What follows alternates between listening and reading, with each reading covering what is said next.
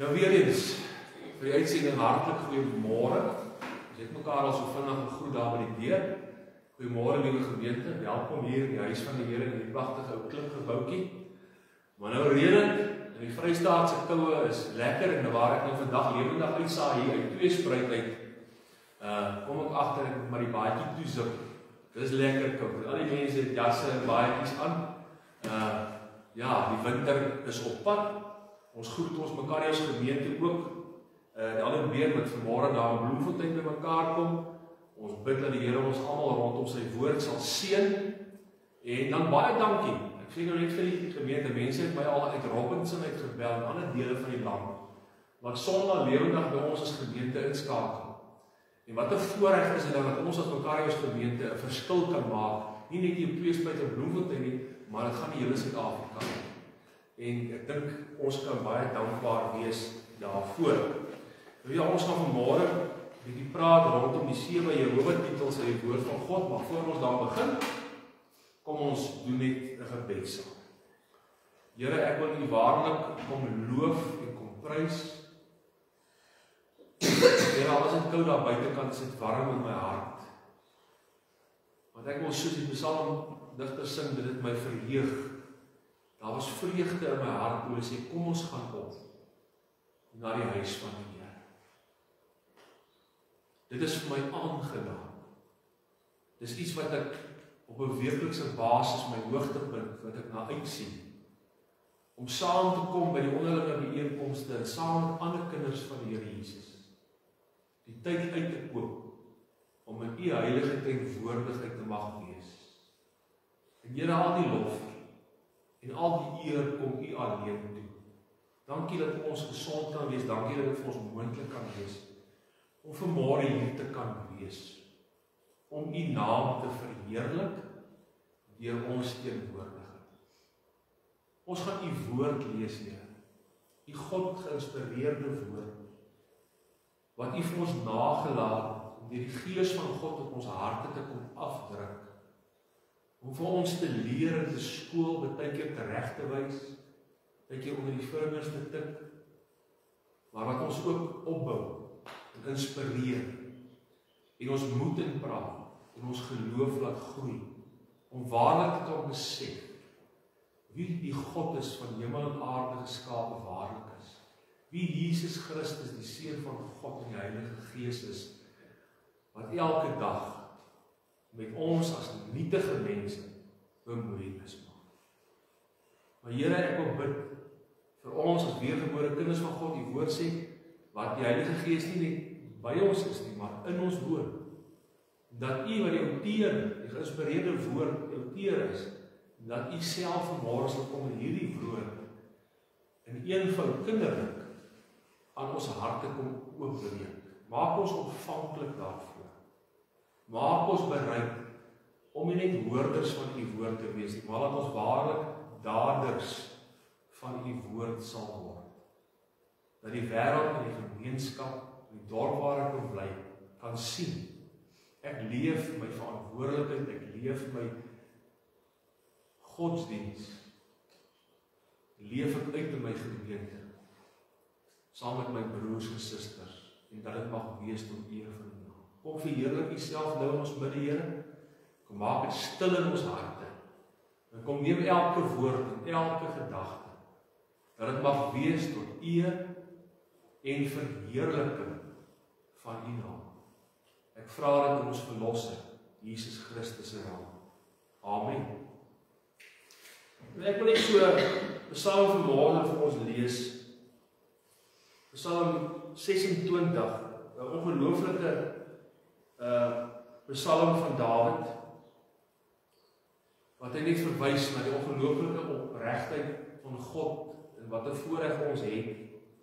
Hy sê 'n psalm van Dawid, doen aan my reg, o Here, want ek wankel in my opregtheid en vertrou op die Here sonder om te wankel. Hy erken hierso, hy is swak, hy sukkel baie keer, maar hy kan op God roep staat maak. Hy sê, toets my Here en beproef my, keer my niere in my hart As jy praat van jou hart en jou niere, dis jou diepste orgaan. En Dawid eintlik sê, Here, kom kyk in my diepste binneste in. Daar waar 'n mens nie kan insien en maar net God kan sien. Kyk my opregte, kyk my eerlikheid, kyk wat is my liefde vir U. Want dis dinge wat ons hier oppervlakkig kan ons vir mekaar wegsteek, né? Maar God toets ons niere, hy binneste organe, hy diep om te sien wat is die waarheid. Ek sit nie by valse mense nie. Hoor wat sê die Here hierso. Kinders van die Here, hoor wat sê die Here. Ek sit nie by valse mense nie. En met slinkse mense gaan ek nie om nie. Ek haat die vergadering van kwaaddoeners. En by die goddelose sit ek nie. Ek was my hande in onskuld, wil gaan rondom U altaar, o Here.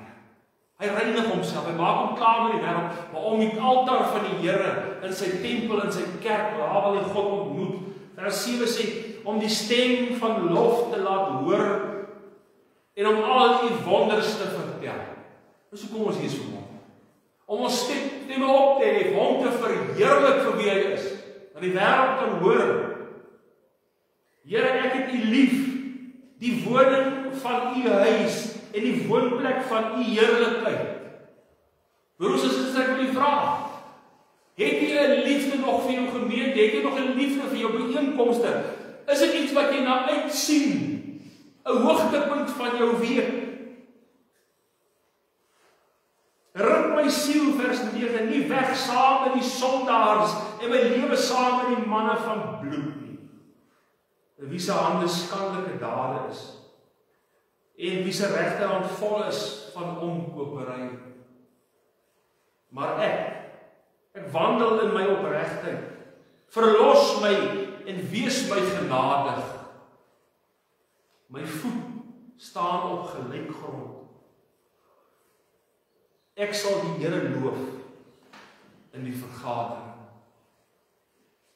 Wat 'n voorreg om vanmôre hier te kan wees. Wat 'n voorreg om vanmôre in die teenwoordigheid van God te wees, waar 2 of 3 in my naam vergader, daar is ek in julle midde. En vriende, dis hoekom die onderlinge byeenkomste vir God so belangrik is. Want hier werk hy op 'n baie besondere manier. Op 'n baie groter en besondere manier as wat jy daar in jou binnekamer in jou stilte tyd werk. Kom werk God op 'n baie besondere, unieke manier en as jou verstand en jou hart oop is vir God en vir die Heilige Gees, kom druk hy sy woord openbaar hy op wonderbaarlike maniere homself aan u en my hier vanmôre in hierdie gebou op die koue houtplanke terwyl dit buitekant koel liggies reën. En Dawid skryf dit. Ek het lief die woning en die huis en die woonplek. Dis oor die begin gesê, is dit nog ons ingestel? Ons gaan kyk vanmôre, wat is die Here vir ons? Hoe groot is die Here? En hoe wonderbaarlik die Here vir jou en vir my is? Maar is dit dieselfde gesindheid so in die begin? Is dit dieselfde gesindheid wat ons teenoor ons God openbaar? Hy wat vir ons so baie doen. Doen ons regtig dit wat God verwag van jou en my? Is dit regtig my eerste prioriteit? Hierdie kosbare Bybelboek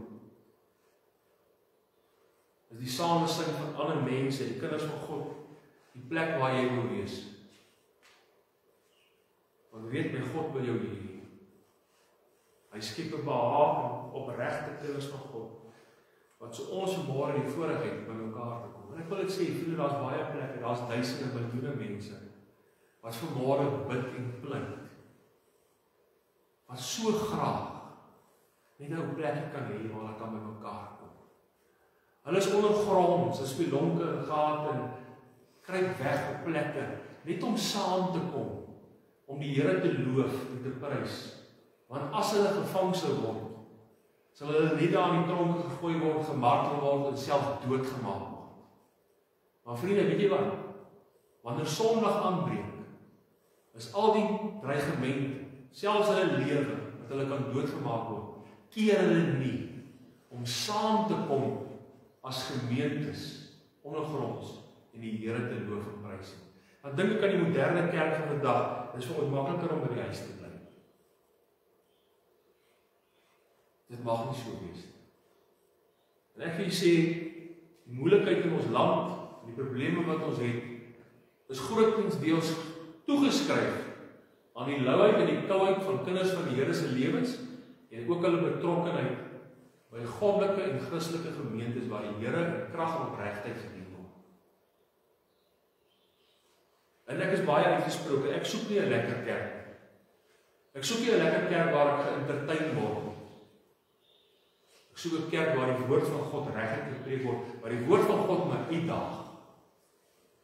Ek moet baie keer oor die vingers stik en dit is nie lekker nie. My aanspreek, maar hy kom bemoedig ook, hy kom bekragtig my.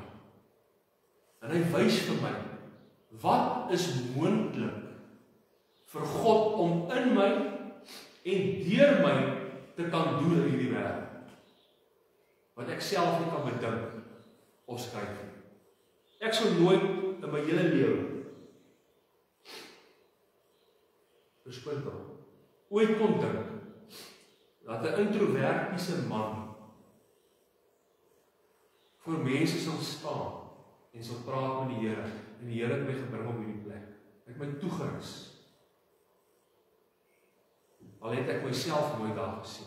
Baie van ons voel baie keer nie waardig nie, ons voel baie keer nie toegerus genoeg nie. En dan vra ek altyd, wat keer jy om jouself toe te rus? Wat keer jy om vir die Here te buig as jy, ek is miskien nou skaam vir introvert. Gee vir my die krag, gee my die woorde om te kan praat met mense. En ek sê God is nie 'n mens wat hy sou lieg nie.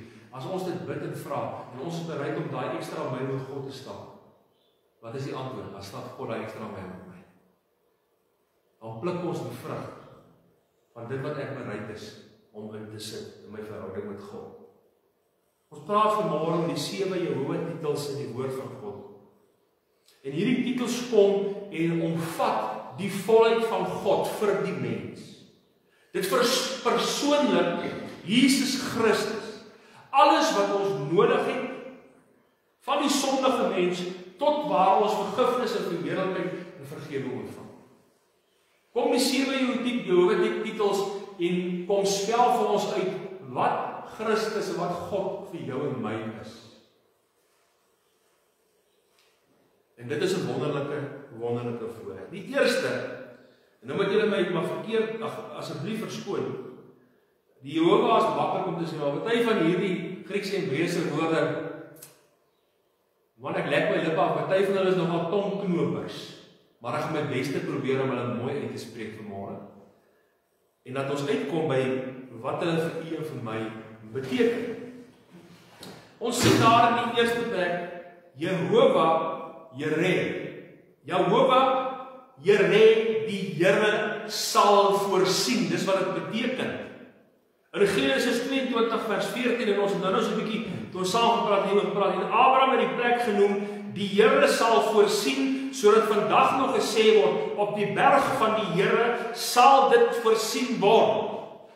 Hier kom die Here en hy gee vir Abraham uiteindelik sy seun Isak, sy beloofde nageslag.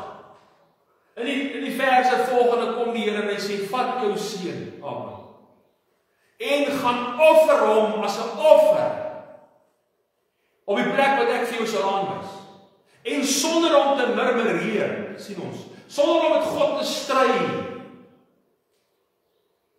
neem hy sy seun, pak hy hout, en neem hy 2 dienstknegte saam met hulle, en hulle begin trek na die berg wat die Here vir hulle aanwys, waar hy volgens God se vraag en opdrag gaan offer jou seun vir my. Wat my in die hart gryp is, as mens dit verder daar gaan lees in Genesis 22, op 'n stadium sê Isak, want hy weet wat dit is om God te dien. Hy het sy pa en sy ma se lewe gesien, hoe bring hulle offers, hoe aanbid hulle die hemel, die God van hemel en aarde. En nou kyk hy rond, die hout is hier, die vlamme is hier, vuur is hier, en hy vra vir sy pa, Vader, maar waar is die lam?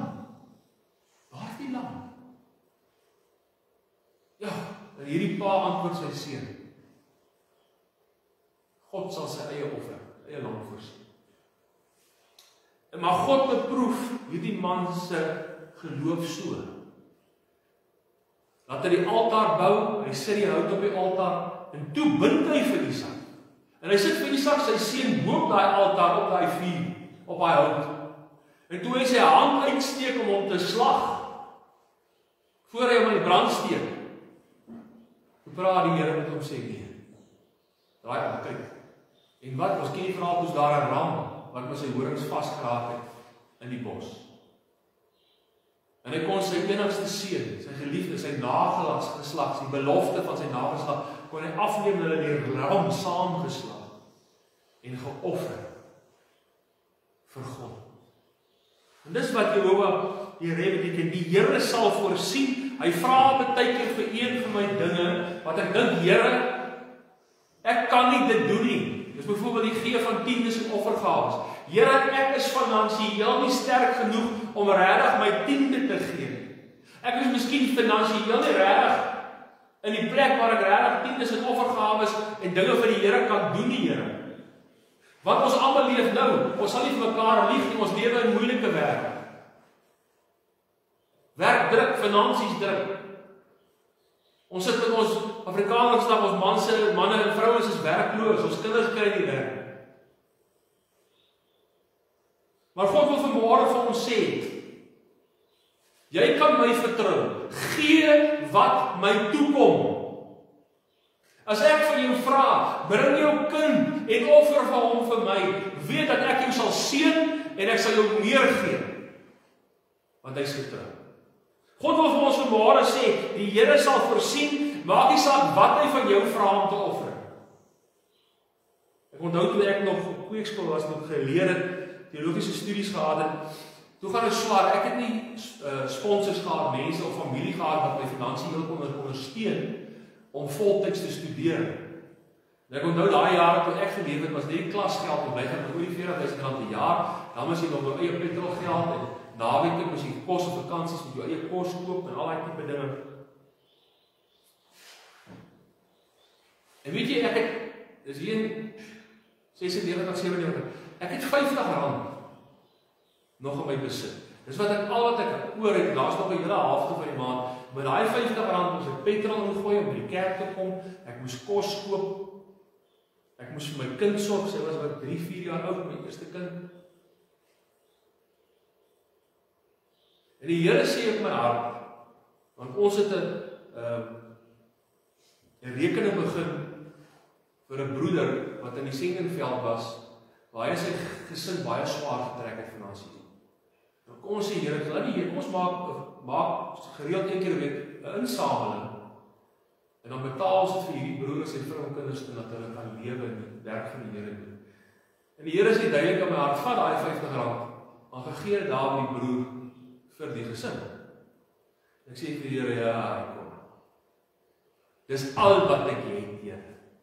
Hoe gaan ek petrol nog gooi by die kerk te kom? Hoe gaan ek kos koop vir die res van die maand? Daai jaar was R50 baie. En ek worstel met God, hoe kan hy dit van my verwag? Ek het nie van my verwag om baie geld op regtig waar daar te gaan gee. Ek sal help, maar ek het nie nou nie. Maar die Here hou my aan in amper 11:30 daai aand. Moet ek eerlikwaar met 'n verkeerde gesindheid. Met 'n verkeerde gesindheid. Opgestook en worstel met die Here, vat ek 'n koevert, ek sit daai R50 in en ek stap hier deur die huisies deur na die broeder waar die geld bymekaar gemaak word. Ek klop aan sy deur en ek sê vir hom, daar's hy. En ek draai om, hy sê kom drink koffie goed, ek sê ek stel nie belang nie. Draai om en ek loop terug huis. Ek is opgewek dat die Here dit van my verwag. Maar nou weet ek as die Here praat met jy luister. En dit is letterlik maar so 100 meter as ek by my eie huis is. En ek maak die deur oop en ek gaan in, my kind lê en slaap, en ek die deur oop maak, skop ek 'n ding hier raak, en ek is sommer vir vies op nog. En toe ek die deur toe maak, toe sien ek, wat lê op die grond? Hoe lê daar ver? Onder my deur. En raai wat sien daar op ver? R52 noot. Dan breek jy voor die Here in sak en as en trane op jou knieë om vir die Here te vra, ek is jammer dat ek gemurmureer het, ek het jammer dat ek gekla het, ek het jammer dat ek opstandig was om te gee wat U van my verwag, omdat ek dit nie gehad het. En wat doen die Here? Met my verkeerde gesindheid, toe gee hy my dubbel terug, as wat hy van my gevra het. Jehovah Jireh, die Here sal voorsien. Maar verder gaan ons na die tweede Jehovah, Tsidkenu, dit beteken die Here ons geregtigheid. Ons het baie oor geregtigheid in die Bybelstudie, en al die goed in die week moet gepraat, en ek het 'n paar keer oor geregtigheid, oor die hofsaak, toe ek die boodskap gebring oor die hofsaak in die hemel, ook oor hierdie woord gepraat, Jeremia 23 vers 6. In sy dae sal Juda verlos word en Israel veilig woon. En dit is sy naam waarmee hy genoem sal word, die Here ons geregtigheid. Romeine kom ook in die Nuwe Testament, naas Jeremia, in Romeine 5 vers 1 kom bevestig, omdat ons dan uit die geloof lewe, regverdig is, het ons vrede by God deur ons Here Jesus Christus. Weer ons praat regverdigheid, regverdig verklaring, 'n regstelling. Dis wat gestaan het op die kruis en woorde, tetelestai, die kontrak is volbring. Die prys is betaal. Dis wat hulle geskryf het in daai tyd. As jy 'n kontrak aangegaan het, as jy geld geleen het by iemand en jy die laaste sent betaal, dan trek hulle 2 strepe oor daai kontrak geskryf, tetelestai, dit is vereffen. Die rekening is betaal, die skuld is bepaal, en op grond van die skuld, wat die Here Jesus Christus vir u en my, deur sy kosbare bloed vir ons sonde aan die kruis betaal het, is daar oor my en u lewe geskryf, die Here is ons geregtigheid, op grond van die bloed van ons Here Jesus Christus alleen, word ons regverdig verklaar, word ons verlos van die mag van sonde, ontvang die mag om kind van God te word. Deur die geloof, deur geloof word jy gered, nie deur die werk. Dis 'n genadegawe van God. En nou kom hy sê, Jehovah Tsidkenu, die Here is ons geregtigheid. Die Here wat u en ek kan bid, is die een wat my voor God, terwyl die Here Jesus opgevaar het, sit hy aan die regterhand van God, en wat is sy doel? Wat doen hy daar in die hemelsaal? Die Bybel sê hy tree vir ons in voor God die Vader. Daar gaan verklaar hy, as die sielevyand jou Satan ons aankla en hy wil ons tuister, dan sê die Here nee, hy is ons advokaat, ons regspraak, ons hoëpriester. Maar my kinders is regverdig verklaar deur my eie persoonlike bloed. Daar kan geen skuld of beskuldiging teen hulle ingebring word. Dit bring 'n verantwoordelikheid, liewe broer en suster, op u en my, om in daai geregtigheid wat God aan jou en my openbaar het, om kinders van God genoem te kan word, nie op grond wat een ek kan doen, of enige verdienste nie, maar alleen die bloed van Jesus. Dit bring ons by 'n verantwoordelike posisie, dat ek in daai geregtigheid sal lewe, dat ek my lewe sal inrig, deur woorde en dade en ten aanskoue van my geliefdes, my vriende, familie en die wêreld naby, 'n man wat in geregtigheid lewe. Ek sit nie, ons het nie geleer, ek sit nie in die kring van spotters nie, ek sit nie saam met ongelowige mense nie, ek meng my nie met mense wat skandelike dade pleeg nie. Ek plaas myself eenkant om rein en heilig en suiwer te lewe vir God, tot 'n voorbeeld en tot 'n getuienis van die Here. En hy sê, Here, ondersoek my tot my diepste niere. Jy weet, wat gaan die Here vir jou en vir my sê vanmôre, as ons die Here moet toelaat om my diepste wese te ondersoek en my niere daar te kan sien, wat hy alleen kan sien? Staan ek en lewe ek as kind van God regtig in sy geregtigheid? Is dit wat my lewe van spreek as mense oor my praat en my sien? Is dit my getuienis vir God? Of minder, te veel met die sondaars en die spotdrywers van die wêreld? Want dit is maar so, veral onder ons manne, ons wil tog so inwees. En ek wil ook deel wees van die groepie. En inskakel by hierdie groepie mans. Ek wil tog net ook gewild wees.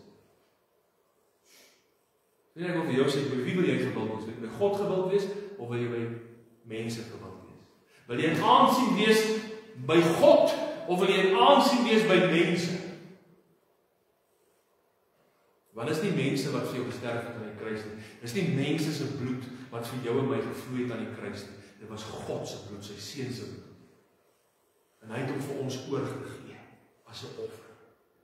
Jehovah Tsidkenu, die Here ons geregtigheid. Laat ons daarin lewe. Laat ons daarvoor streef.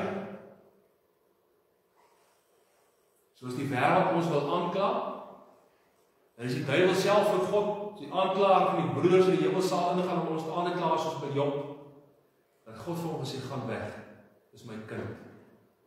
Sy lewe is regverdig. Sy lewe is toegewy aan my. Jy sal wyk.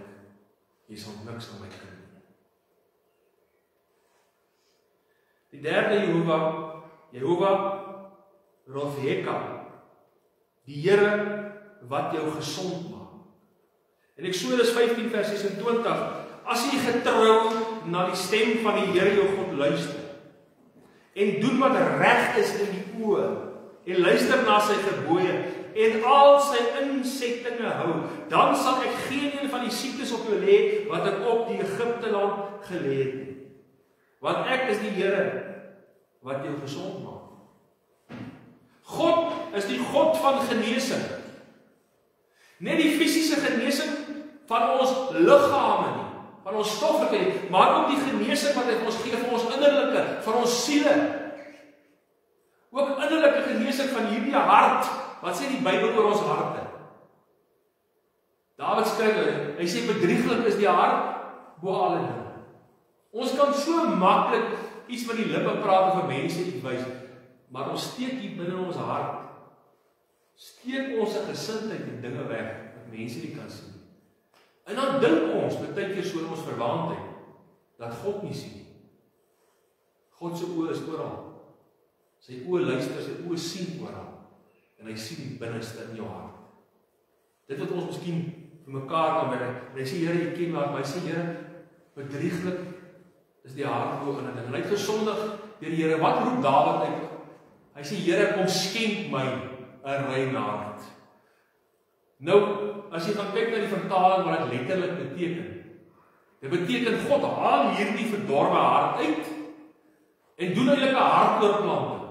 In Boerafrika. Doen 'n hartoortplanting. Haal hierdie verdorwe hart uit wat nie reg is nie, wat verkeerde dinge doen, wat nie God nie opreg dien nie, en kom plant in my 'n rein hart, 'n hart waar ek my lewe aan God sal wy. En dan vra ek vir u, dis die grootste innerlike genesing wat God kan doen. Ons bid so maklik vir God, maak my hoofpyn reg, maak my rugpyn en my voet wat seer is in ons siektes. Maar was jy al op 'n plek waar jy vir God gebuig het en gesê, Here, ek het nodig dat jy vir my as jou kind 'n hartoortplanting gee.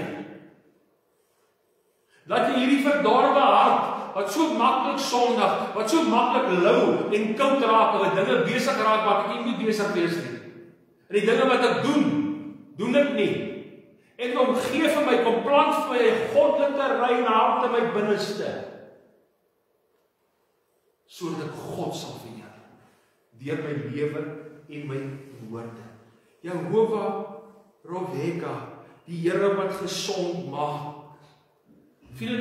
Die minste van ons probleme verskoon tog is verkoue en griep en kanker en siektes in hierdie wêreld. Die grootste siekte is hier binne ons borskaste. 'n Bedorwe hart. En ek moet vir julle sê, meer as ooit tevore, kinders van God, hoor wat ek vir julle vanmôre sê. God wil hierdie hart vervang met 'n rein hart wat hom in opregtheid en eerlikheid aanbid. 'n Hart wat nie halfpad of net 'n bietjie aan hom oorgegee is nie, maar ten volle aan hom oorgegee is. Ek dink vanmôre het ons genoem in die begin Dink ek aan die Pommerens marathon wat vandag, 5:00 môre klap die skoot toe die haan kraai. En daar gaan ek weet nie hoeveel duisend mense. Hulle het vir meer as 'n jaar. Hulle het reg geëet, hulle het geoefen, 7 dae 'n week. Daar is niks wat hulle nie gedoen het nie. Duisende rande spandeer op hulle liggame, op hulle gesondheid, op hulle fiksheid, om hierdie marathon te hardloop. 'n wêreldse marathon. Gesond te wees om dit te kan doen. Gesond te bly om dit te kan doen. Maar as hy siek raak, dan kan hy nie deel nie. Maar hoekom is dit terwyl ons in die grootste wedloop hardloop? Die wedloop op die baan van die Here, daar is nog baie gelykenis. Ons hardloop op 'n baan.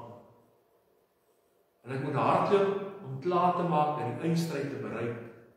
Maar hierdie geestelike wedloop is ek nie bereid om ook dieselfde moeite te doen.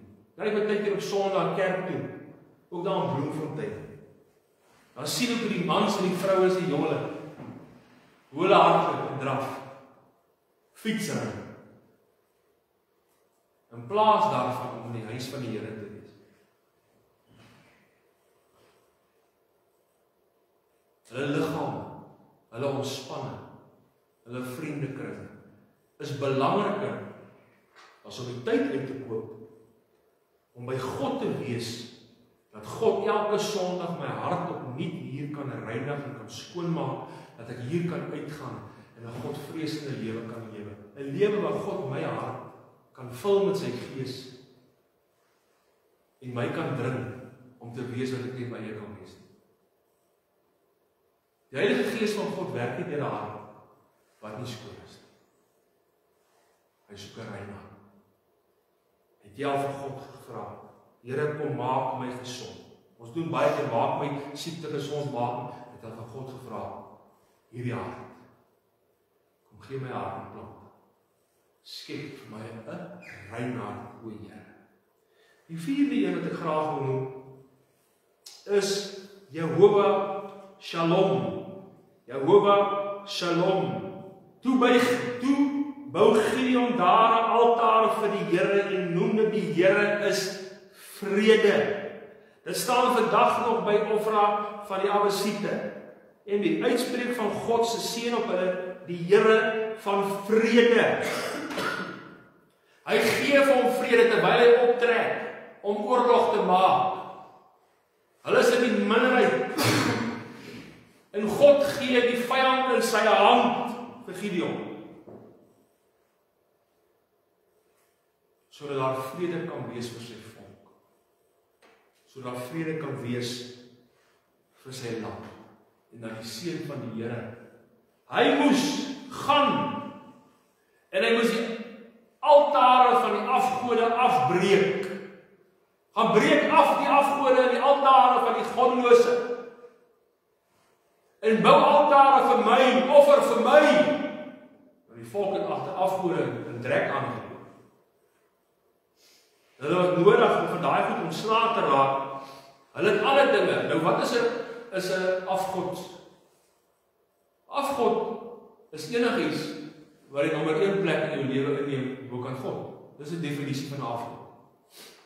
Afgod is nie noodwendig daai beeldjie wat mense voorbuig nie. Die afgod in jou lewe kan miskien jou vrou wees. Sy hou hier die kerk in. En jy spandeer tyd met haar as jy met God spandeer, of dit kan jou man wees. Baie huise is die afgod in huise die mense se kinders. Hulle kinders is hulle afgod, hulle is alles doen vir die kinders. Ten spyte daarvan om hulle kinders na die huis van die Here te neem. En vir hulle goddelike voorbeelde staan. Jou afgod kan wees daai motorkarre. En in my geval daai motorbikes wat ons so verlief is. Dit kan ontspanning wees. Dit kan 'n stokperd wees. Enige iets wat in jou lewe die nommer 1 plek inneem bokant God en God se saak, is 'n afgod in jou lewe. En hier kom die Here gaan breek die hoogtes en die altare van die afgoddienaars, gaan breek dit af, sodat daar vrede in my land kan wees, in jou land. Sodat vrede onder die volk kan wees. Ons lewe baie keer, ek moet vir u sê, vriende, hierdie land is in chaos. Hierdie land is in 'n ellende, Suid-Afrika. 'n Land wat net 'n land van melk en honing was, 'n land wat die volk Suid-Afrika God gedien het.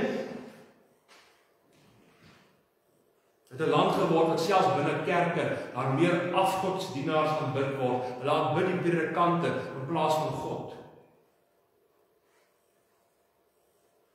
Hulle aanbid hulle kerkgenootskap meer as God. En ontspanning en sport. Jy weet, ek onthou toe ek jong was, in Suid-Afrika is daar geen sport op 'n Sondag toegelaat. Net tot op Saterdag. Wat is die dag wat sport nou die meeste bedryf word? Praat van die Commonwealth vanmôre die Commonwealth. Rugby. Dan gister was rugby, né? Maar baie keer die meeste vandag, hulle kies die dag van die Here om sport te bedryf.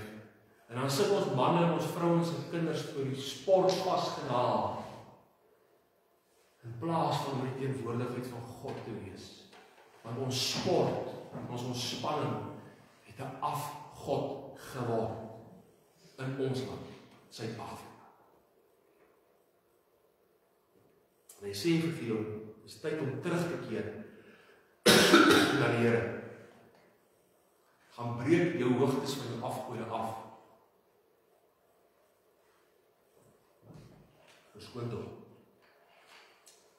En rig vir my hoogtes op, aanbid en offer aan my.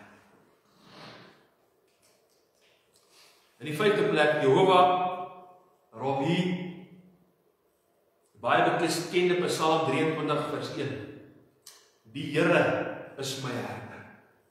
Niks sal my ontbreek nie. Dit beteken, Jehovah Rohi beteken die Here is my herder.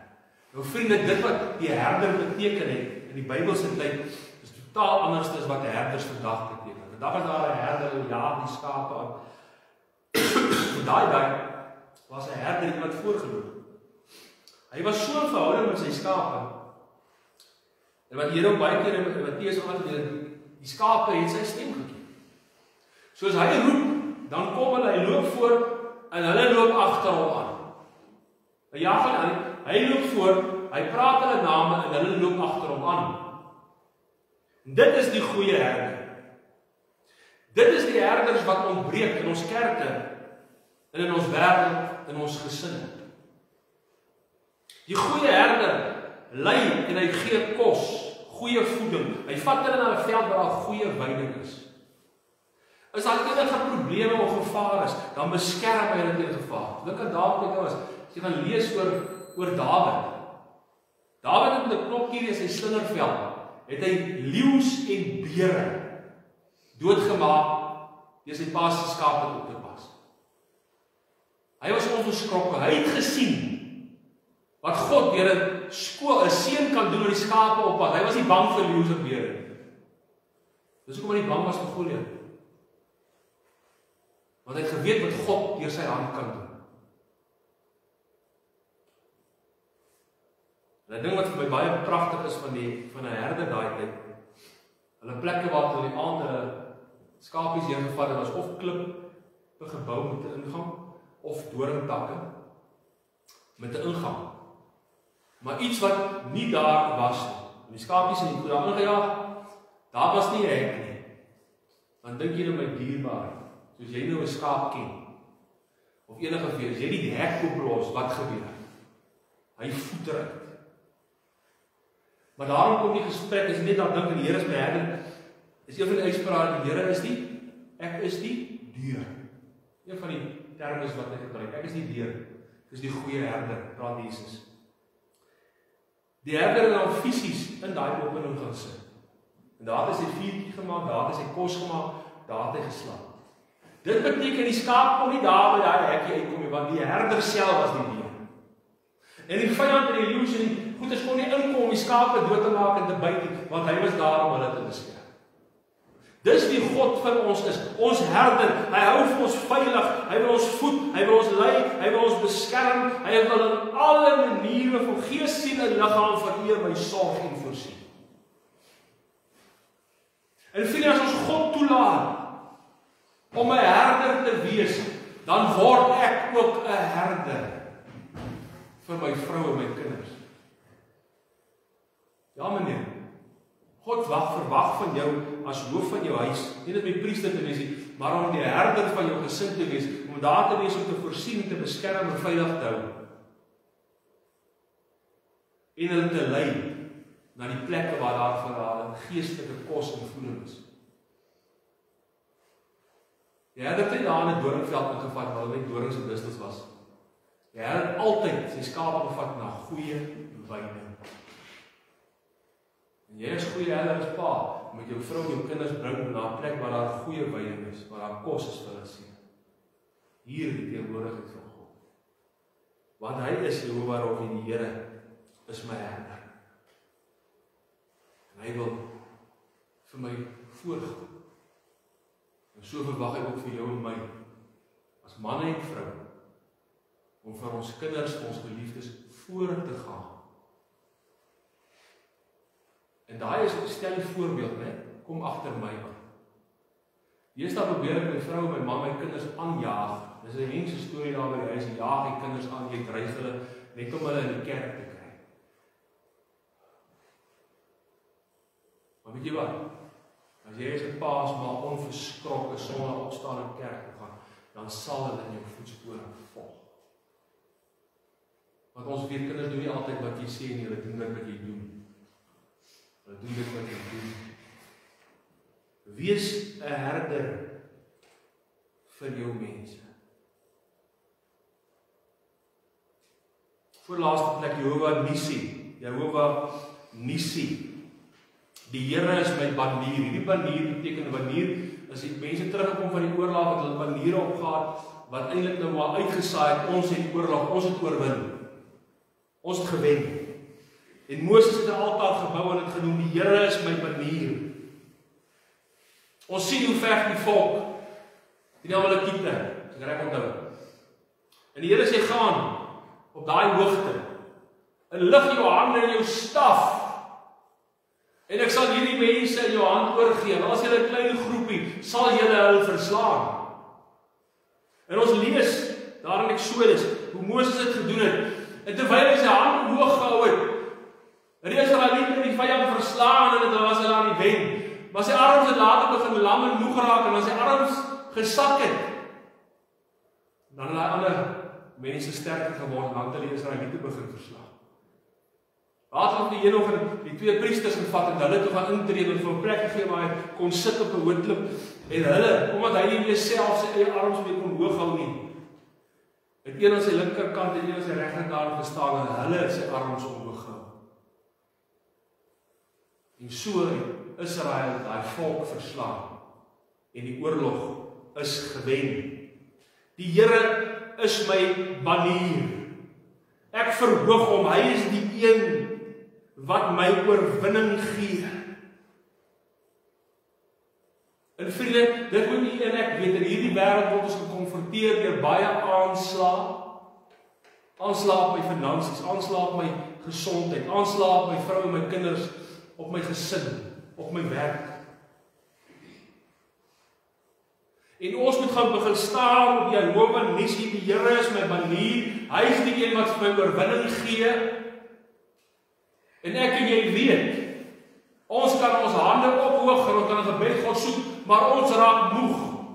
Daar bestaan die vraag, hulle gaan bid net 'n uur saam met my in die tuin, en toe die Here omdraai, kry hulle almal in die slaap. Hy sê, kon julle net 'n uur saam met my gebid het, want hy is ontstel nie in sy binneste. Hy sien wat vir hom wag aan die kruis. Hulle kon nie sy uur saam met hom bid. Nou vriende, vandag, die grootste fout wat jy kan doen, is om 'n ander ou te vra, 'n ander mens te vra, om jou arms hoog te maak. Om staat te maak op 'n mens, om jou geestelike lewe reg te hou. Om jou by 'n mens staat te maak, om vir jou op die pad te hou. Die Here Jesus is die een, Hy is die Jehovah Nissi, die Here my banier. Hy is die een wat my arms wil omhoog hou, sodat ek oorwinning kan behaal in hierdie wêreld. Oorwinning oor my verslaafdheid, oorwinning oor my woorde en my dade, oorwinning oor my geestelike lewe, oor my huislike en my gesinslewe, daar waar die werk en in die wêreld, al die aanslae van die vyand wat kom, kan ek meer as 'n oorwinnaar wees, as ek toelaat dat God my arms omhoog hou, dat hy my banier is, my oorwinning. Want vriende, hom en hom alleen kan ons waarlik vertrou, want mense stel hom te leer. Die laaste een, die 7de een, Jehovah Shammah, in Jesegiel 48, vers 35, en rondom die 18.000 el, die naam van die stad sal van daai dag af as die Here is daar. Hy wys vir hulle hoe die nuwe stad Jerusalem te bou, en te gaan herbou, soveel lank, daar moet soveel lank wees, soveel kort wees, en as jy gaan kyk na die afmetings, so gee ek ook in Openbaring, gee weer ook die voorbeeld van hoe die nuwe Jerusalem moet gebou word. Met die 12 poorte, die 12 poorte is die 12 disippels se name, dit was ook Jerusalem. Nou die Jerusalem, wat op die einde van die dag, die nuwe Jerusalem wat kom, sal ook 12 poorte hê, met die 12 name van die apostels, 12 name van die disippels, en dan sy fondamente, is die 12 fondamente van die apostels. So het praat hier van 'n plek,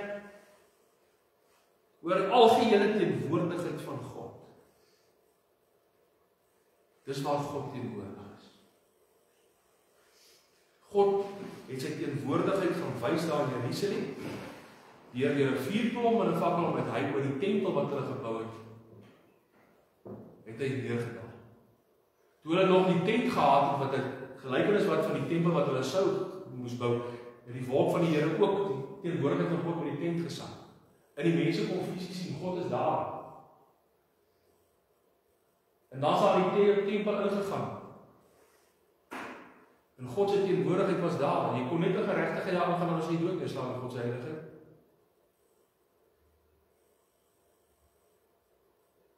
Moses natuurlik as hy daar uitgekom met die telefoon, het hulle gesê Moses se aangesig het so geskyn van die heerlikheid van God, dat die mense vir hom bang was. Hy moes sy aangesig bedek. En wie het saam met hom daai tent ingegaan? Dit was Josua. Dis waar God hom toegerus het. Nie by mense nie, God het hom toegerus, want hy moes by Moses oorneem om die volk te lei. Die Here is daar. Vriende, dis wat die woord ook sê, daar wat 2 of 3 in my naam vergader, die Here is daar in ons midde. As ons vanmôre hier met opregtheid is, met oop hart, God wil hier wees.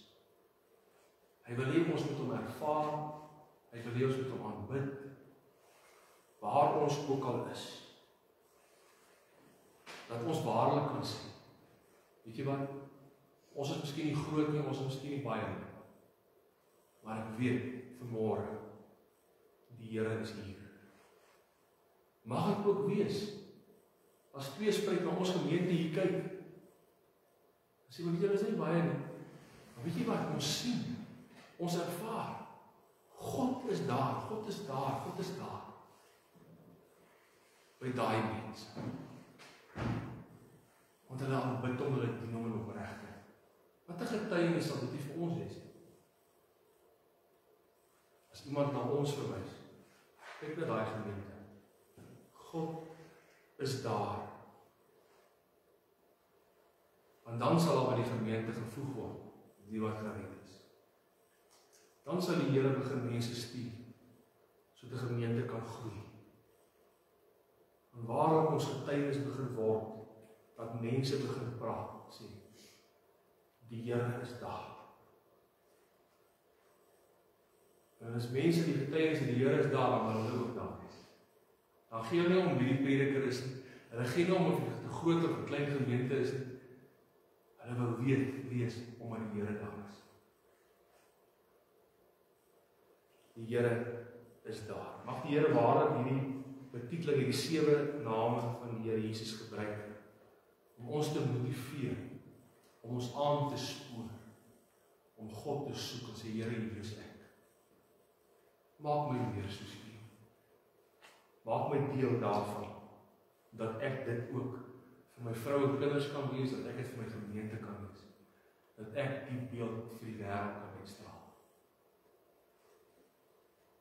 Amen, kom ons bid saam.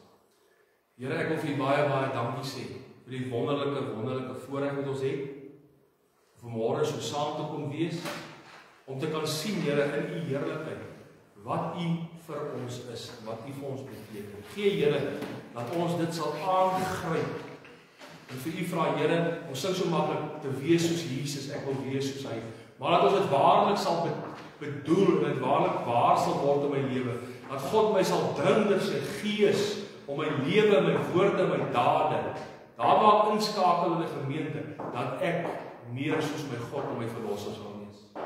Dat ek mense sal trek, nie net na myself toe, maar dat ek mense sal trek na my gemeente toe, want God is daar. Ons loof U en ons prys U vir U genade en vir U liefde. In Jesus naam bid ons dit. Amen. Baie dankie vriende, die Here seën en mag dit U goed.